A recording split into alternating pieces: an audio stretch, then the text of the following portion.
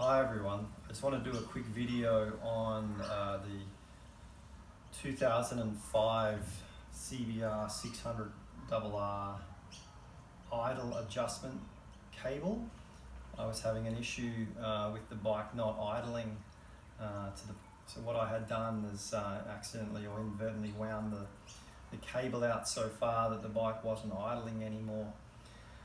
So I thought I had snapped the cable because I was messing around with the cable trying to get it to tighten to raise the idle, and that wasn't happening. So I thought what I might do is just pull the gear, pull the fairing off, pull the tank up, have a bit of a look and see how it works.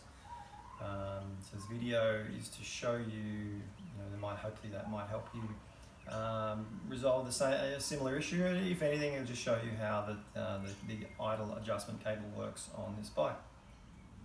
Okay, so this is the bike, Honda CBR600RR, 7th month 2005. I'm not that familiar with all the models of the Honda CBR, but I imagine they don't vary a whole lot if they've got this manual adjustment. So this is what we're talking about here. This idle adjustment screw that's on the left hand side of the bike. There it is. So it's pretty self-explanatory, like any sort of adjustment, lefty loosey, righty tighty. So if we want to raise, so lower the idle, we turn left. If we want to raise the idle, we're going to turn right. I'm just going to quickly run through how this thing actually routes into the bike. So if you don't have the fairing off, at the moment you can see that a lot of light in there, but that's because the tank is off. Now when the tank is off, when the tank is on, there's absolutely no light in there and it's very difficult to see. So we'll just run you over the top of the frame here. So we'll follow this this cable through. So where's the cable? There it is. Okay, so cable there. We're going to follow that guy all the way up to where it sits underneath the throttle bodies. So follow it up here. So I'll just grab a hold of that guy again, shake him. So it's this guy here. So he snakes up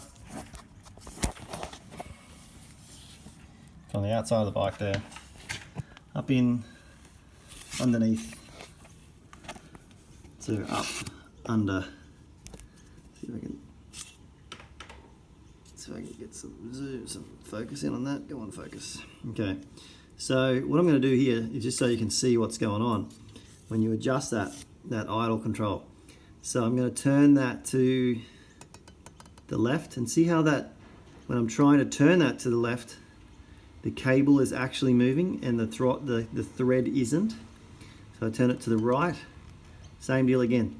So that's what that was what my issue was. I thought I was adjusting it enough, where all that was really happening was the cable was kind of winding on itself. So it was all getting wound up. So I'll just back it out a bit so you can see what's going on. Zoom in on there again. So see where I'm trying to turn that thing there, and the actual cable is turning and knotting itself before it actually acts on the thread that's going into the idle adjustment. So you kept turning on there, and see how, I don't know if you heard that there, but I'll try and do that again. You can actually hear that turning inside the throttle. So that's tightened it. So back it off a bit. So you can see it's in there pretty tight. You can hear it. I hope you can hear it because I can hear it. So let's go through that again. So on the outside here, turn it to the right. You can hear that trying to act on the.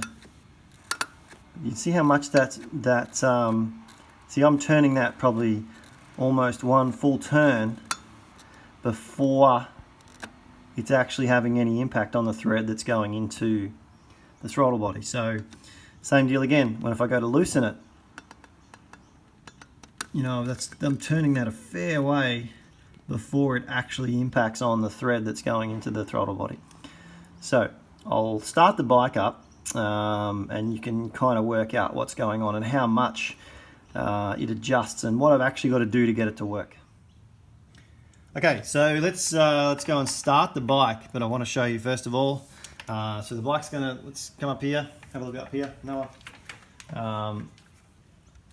Start the bike up in neutral. I've had it running, so the temp is currently, what is it, 61 degrees, so the idle control valve in this thing probably shouldn't be having the idle up. You know, as it warms up, pretty sure there would be an idle control, coolant actuated idle control in this thing that gets it to idle up until it gets up to operating temperature, and then it relies on the throttle setting. So let's give it a crack. Let's give it a start. All right, here we go. Okay, so let's get back a bit, mate. So at the moment it's idling at about 1200 RPM. When the engine temp is 61 degrees Celsius. It's about what I guess I haven't fully investigated yet what the setting should be at, but it sounds like it's idling okay. So what I'll do just now, let's come back down here. Let's play around with the throttle adjustment. So this is what we want here, mate. Okay, so what I needed to do was actually grab onto this pipe here further up. It doesn't really make sense, I guess, if you're at a traffic light, but it helps full. So I can kind of turn that. You can see that nothing's happening with the throttle. And I was playing around with that. I'm not turning that at the moment, but I was trying to turn that and nothing was happening. So I grabbed both there and turned both of them, and you listen to the throttle idle go up. So you need to take the slack out of this thing first, and then out of this plastic thing, and then the throttle adjustment will actually work. I mean, this is all one unit. Let's again go a bit more. Take the slack out of this cable with this hand here, and then turn it a bit. You see that's binding still, so it's not actually winding up a lot. So it's pretty high, that's idle enough. But let's go the other way. Grab it with your left hand. Let's turn it back down a bit. You hear the idle come back down. Alright, it's probably a bit low. So,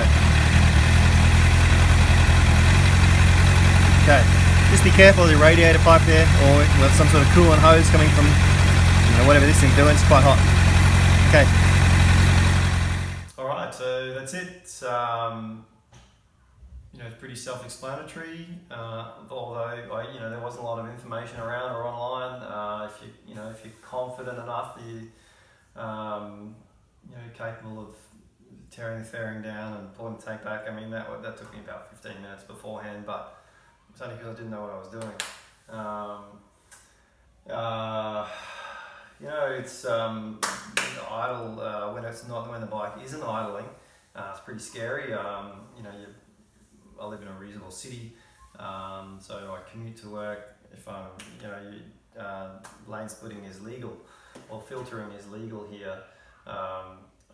So if you ever get stuck in a situation where you need to grab the anchors, pretty quickly, and then the throttle dies, the idle dies on you when you're stuck between two cars, it's pretty unpleasant. But likewise, just pulling up in a hurry, you want the bike to idle. And that's what was happening, and I'd kind of been a bit lazy with it. So that's why I figured today is just a good day to tear it down, have a bit of a look at it. So pretty easy. I'm not a mechanic by any means, but if you do have any questions, hopefully I can help you out. Drop some comments in the comments. Thanks.